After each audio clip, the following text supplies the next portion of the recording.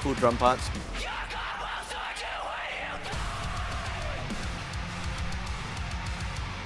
Woo!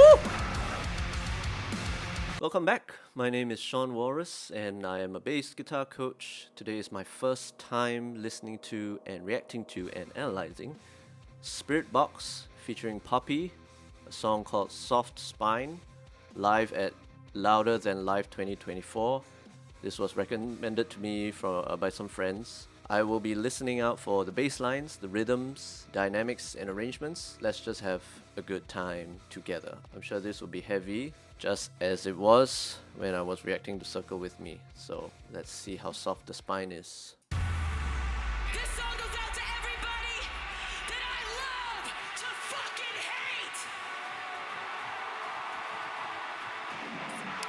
hate! Yes, go Courtney.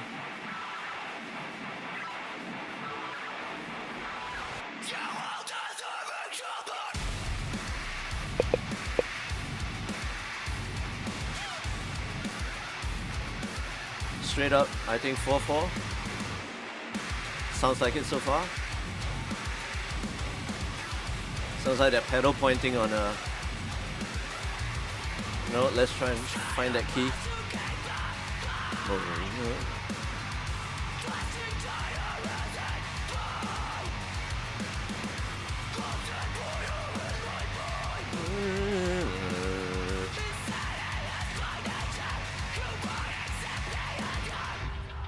Alright, wow. Something like that. One of those notes. Interesting. They might have used a flat second there, which is usually associated with the Phrygian scale, the Phrygian mode rather. But we'll see. We'll go along. We don't know if that's just one of the anomalies that they included just to create a sense of dissonance, right? Because, one half step away, basically a chromatic step away, when played in context with the previous note, would sound quite dissonant. So if we were playing on an F, and then there was this note here, just playing them both at the same time, you can hear that it creates a dissonance. So if that was the... I gotta hear that riff again, just to make sure that's what we're doing, and maybe they're just gonna continue in F, like they did with Circle With Me, where they just continued in the same key throughout the entire song. I'm curious. Let's see.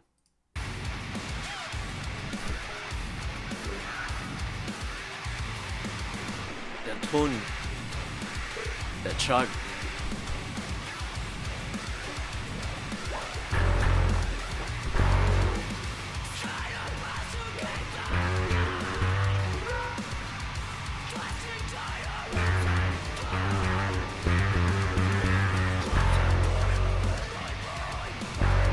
Oh, it sounds like F sharp actually.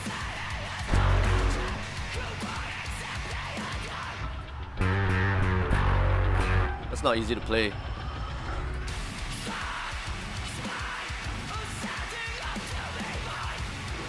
I love that the whole video is black and white.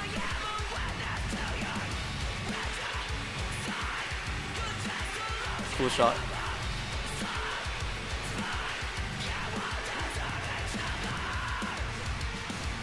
Woo! There's Poppy.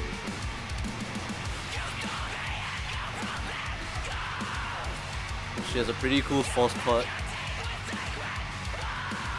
Scream.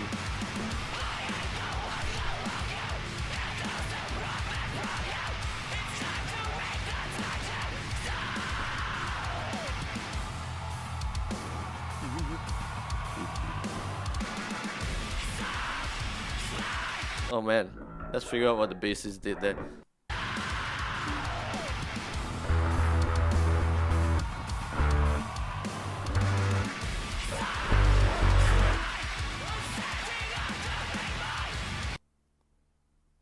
Okay. It gives us some clues. If you want to figure out a key, you just figure out what notes are involved. And so far what we have, I mean from that bass, that short little bass interlude,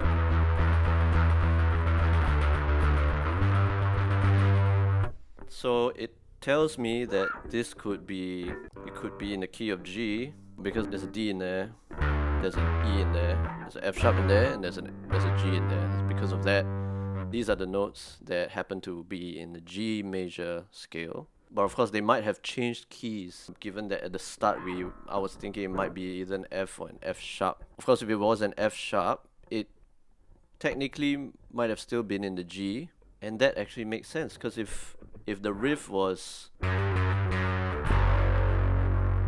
that would have been in the G scale, because this would be F sharp G, F sharp G, F sharp G, F sharp, all of which are in the G major scale. So it's possible that this song is in the G major scale based on the clues that we have so far. But let's keep going and see if that's the case.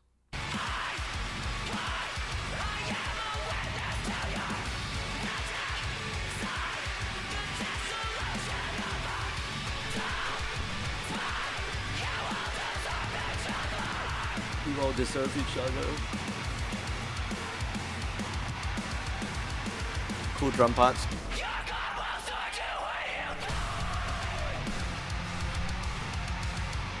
Woo! That riff is...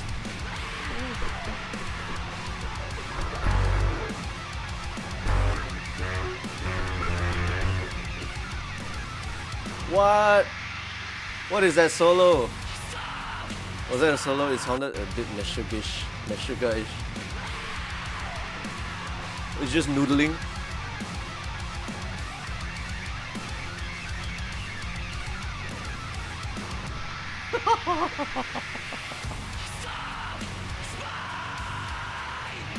Nice, halftime.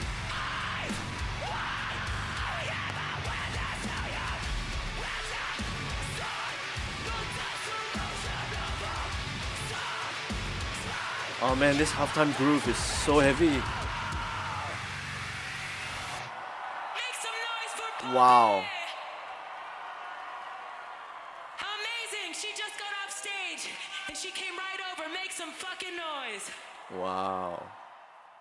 That was epic. There was a point in there where I think they played in the flat 7, which in the key of G would have been an F. Let's just see if that's true. That was...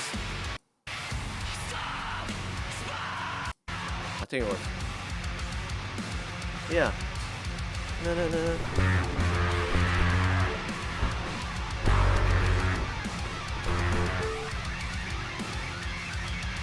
Okay, so it sounded like they were doing...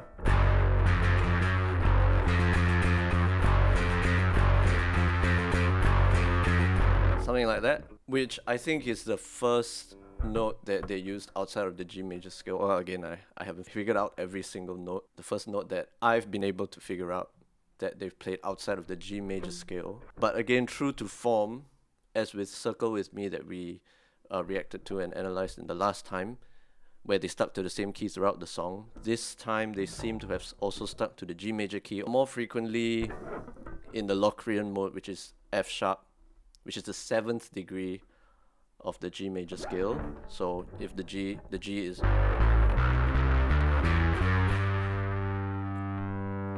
1, 2, 3, 4, 5, 6, 7, which is the F sharp. So they went on the F sharp quite often, right? Like they were doing for the opening riff. And then at that bridge riff, I think they did.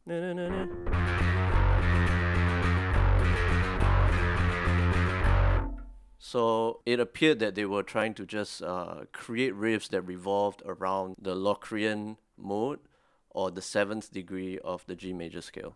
Essentially, they're in G major, you could say, or you could say they're in F sharp Locrian. Very, very cool. I love it. I love how a band is able to use the simplicity of a single key or a single mode in an entire song. The simplicity of that, not just simplicity, but the coherence of that, because that ties every part of the song together. And of course, for some bands, that's not the approach they take. Right, some bands, they like to change key throughout the song, like we did Gojira, and that's what they did. Dream Theater, that's what they did in the songs that I reacted to. But it's great, and it's actually quite refreshing when you hear in metal that a single mode was used throughout the song. with slight anomalies here and there, of course. In this case, the F note, which isn't in the F sharp Locrian, was used, and that created like a positive, good kind of jarring, you know? It gave me like, oh, they went into something different, and because of that dissonance, it made that section sound even darker. Every time that F came in, it's just so off that it's awesome, you know? It's awesome. But yeah, thank you guys so much for recommending this to me. It was quite a beautiful ride, and I will definitely put this in my playlist. I have a playlist called Heavy Heaven. If there's any other songs that you think I should put in there, please let me know in the comments down below. Thank you for watching, and I'll see you in the next video.